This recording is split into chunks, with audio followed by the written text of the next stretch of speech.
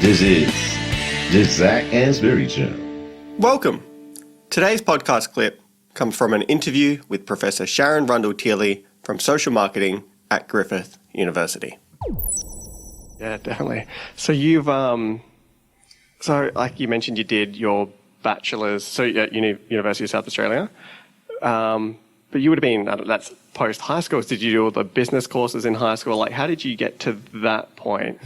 I don't know. It's such I mentioned this to a lot of people. It's like academia is such a weird profession, and I don't even think as little kids you even realise it exists. It's like, I don't know. How did you find your way into like academia and marketing? I suppose I know how you got into academia, but yeah. So my marketing. story's fabulous. I was the one kid that sat there in later high school in the circle of a whole class as they went around the circle. I'm going to be a teacher. I'm going to be a policeman. I'm going to be this. It got to me, and it was like, I have no idea. I have no idea. So I'm a brutally honest. fabulous story of. I then went and got career counselling. So today they've got beautiful diagnostic tools, and I watch my kids do all these amazing batteries of tests. But essentially, I went off and I got this list of 6 things, and it was you could be a clinical nurse, a real estate agent. There's 2 others I can't remember. Or marketing. Or marketing. This thing I'd never heard of. Yeah. Had no idea what it was. So I decided in all my wisdom, because I was always clear about I was going to go to university, and I think my parents had a big bearing on that, just planted in my mindset that you will be stronger and better and more capable of, so basically you have to go to uni. So I took off and signed up for this funny bachelor thing with that whole view of marketing, or for whatever reason I popped in information systems, which didn't appear on that chart. And it was at the point that I had 3 different information systems, part-time jobs plus my degree, that I kind of picked up that maybe that would be a bit boring. Okay. And so then the rest of my story just simply becomes one of, I started in marketing. There wasn't a huge amount of opportunities in Adelaide to enter the marketing field. Like, it was already quite clear that you would need to be in Melbourne or Sydney. Today I would tell you probably need to be in Singapore, because most of it's global and it's hardly even at the strategic level happening in this country anymore. So I started off in industry, working in South Australia, but starting to increasingly realise that sales or business sort of development roles would be where I'd be. And yeah, that's where I just had that accidental shift back into the university through that scholarship, where I was like, oh, maybe I'll just go and do a master's and just skill up a bit more. Yeah. And that's how I sort of entered academia, by sheer, utter accident. Yeah. But did actually fall in, landed well, and it was at the point that I moved to Queensland that I've had a very brief moment of actually going, do I go back to industry as a consultant and do either market research or sort of marketing strategy?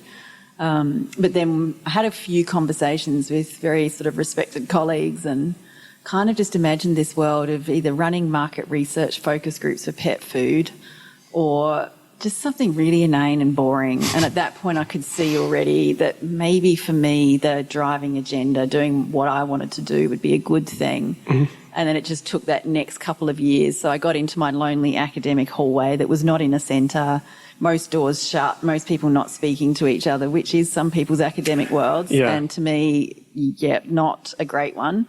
And that's what made me sort of get the heart and the ambition to go, well, I knew I could grow a business. So it was like, well, why not try and see if I can actually grow a centre? So that was the challenge. I took it on. It became a bit way more than I ever imagined. And it was only at the start of this year that I sort of stood in front of my team, because I'd gone away on sabbatical for the first time in history. I left the centre for 3 months and left it running. Yeah. And I came back and it was just running fabulously and so well that I was left going, wow, this is great. Yeah. So I stood in front of the team and just said, it's so nice to see the creation of a centre that can actually run itself. It's amazing. Yeah, that's actually probably a pretty incredible feeling. You might have left feeling quite anxious about it, like, are they going to survive without me? And then you come back and it's like, whoa, I've made something like self-sufficient.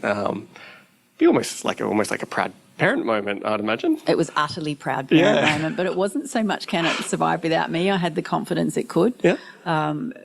Essentially why I left, and I needed more people to see they could. And I think that was really a part of just trying to break the cycle of, just because I'd created it and everyone looked to me for what should we do next, it was not how I wanted to run a place. It should have I think any centre to thrive and survive should actually have a culture of allowing some individuals to become stars, if that's who they are, allowing others to be the people who service the work because they don't want to be put in front and centre.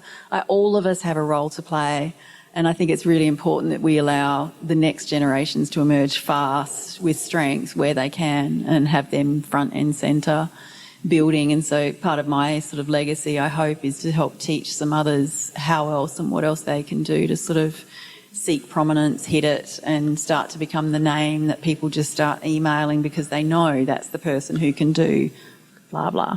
Yeah, I really like that, the view that you have of, allowing people to play to their strengths.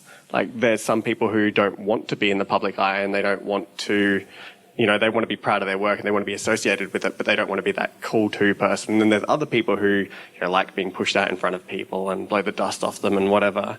And there should be roles for everyone. We shouldn't all just be jacks of all trades, I suppose. Hey guys, it's Zach Ainsbury here with just a couple of quick reminders. If you've enjoyed today's podcast, then make sure you subscribe so you never miss an episode.